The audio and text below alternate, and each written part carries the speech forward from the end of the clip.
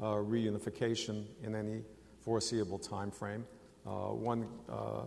So that is really not the issue facing us. The issue is reconciliation, and certainly one could conceive of things that could happen between the Taiwan and PRC that might raise questions for us, but I don't see any of those under discussion or on the agenda of Ma Ying-jeou.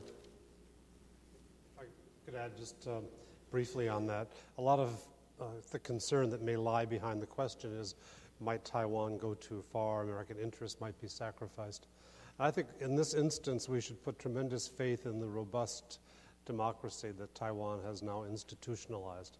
The government of Taiwan cannot go over the heads of the people of Taiwan and rationally pursue some new interests in relations with the mainland that are not approved by the people of Taiwan broadly. And the people of Taiwan have a variety of views about the quality, depth, and direction of their relations with the mainland. So I think, as in our own case, we should trust their constitutional processes and their faith in democracy to provide the guidance that their leadership needs. There are a host of questions dealing with Tibet,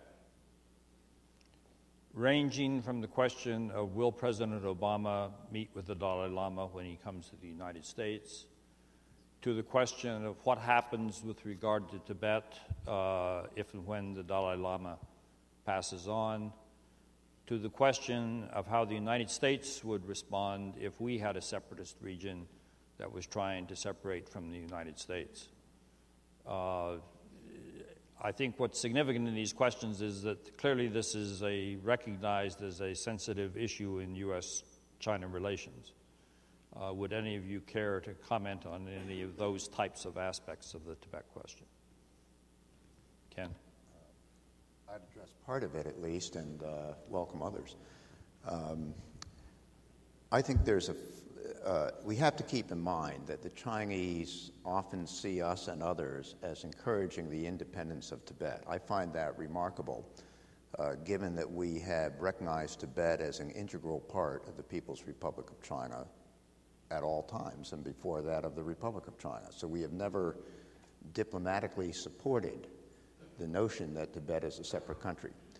But secondly, and more fundamentally, there's a total disconnect, as far as I can tell, between the way Americans see the Dalai Lama and the way the Chinese government sees the Dalai Lama. The Chinese government, from everything I've ever heard from people speaking officially, sees the Dalai Lama as a political figure who heads an exile government, who seeks, through subterfuge, to get into a position to encourage the independence of Tibet.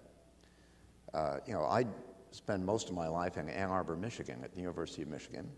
We've had the Dalai Lama visit there several times over the years. Each time he visits, he holds a public occasion which produces an audience of about 2,500 people.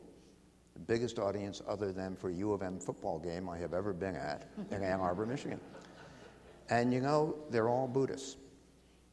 And they revere this man as a very special religious figure.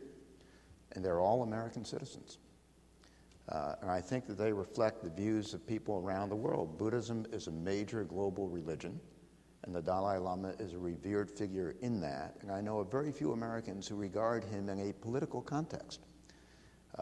And so long as the Chinese refuse to understand that to most of the world, this is a revered religious figure, someone who has extraordinary ethics, who is, in many ways, I've had the privilege of meeting him several times, as everyone on this podium has, I believe, and he is a truly extraordinary individual, deserving of great respect. And so long as the Chinese refuse categorically to see that dimension of him, I don't see a good future here.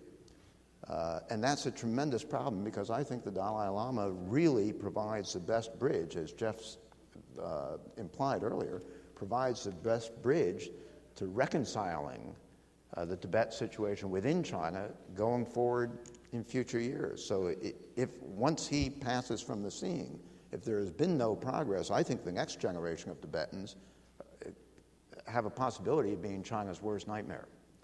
And if that situation really does deteriorate, then I fear it could become an increasing issue in U.S.-China relations because of the political dynamics of this. So I watch this as a kind of slow-moving tragedy that should be avoidable and isn't being avoided, and it worries me a great deal. But I place a lot of responsibility for this, frankly, on the Chinese side.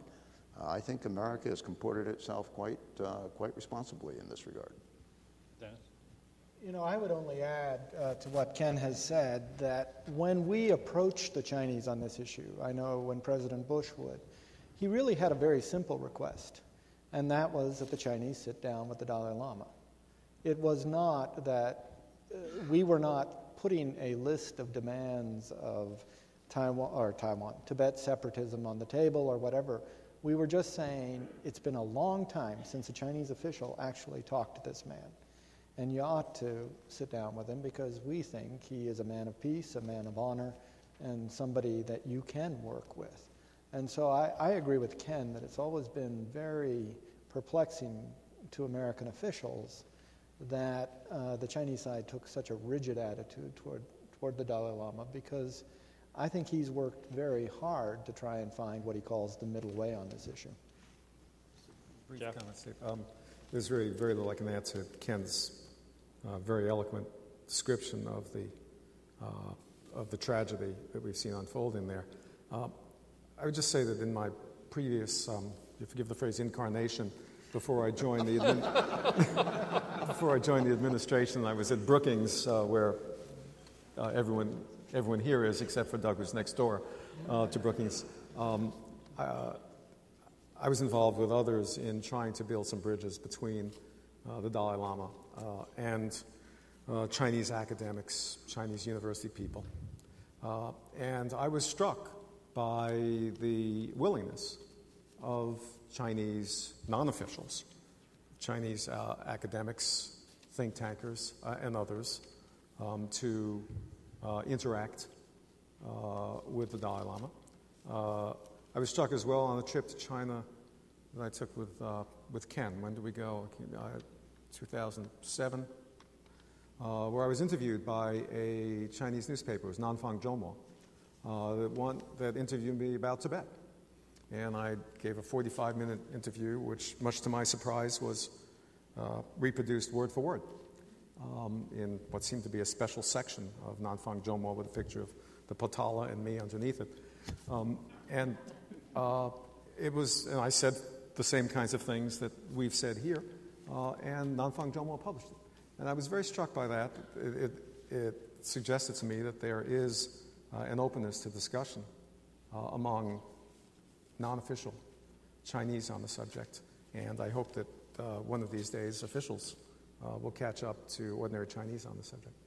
Can I add just one word to this? I know we spent a lot of time on it, but just a quick footnote. One of the things that's really impressed me in recent years has been the change in the Chinese approach in Beijing to Taiwan, where the change I'm referring to particularly is that in Beijing they got it, that the democracy that Doug Paal talked about is real, and if they ever want to establish the kind of relationship they seek with Taiwan, they've got to understand the people of Taiwan and appeal to them in their terms and win them over.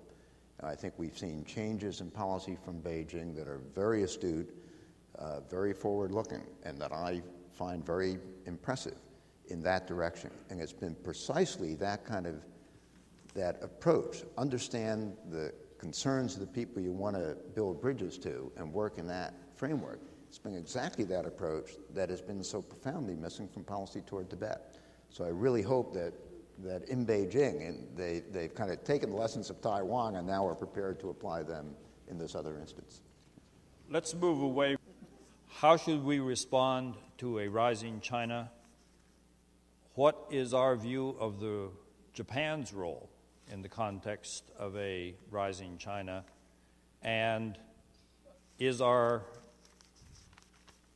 our relations with Japan and South Korea still the key relationships, or are they now subordinate to our relationship with China? Anyone want to try those simple ones? I'll give it a try. Yeah. First of all, I think that when we talk about the rise of China, we really use the wrong term. It's the rise of Asia that we are talking about. And American policy in Asia should not be centered just on China. If you look at what we did in the past 8 years of the Bush administration, we developed a strategic partnership with India. We put our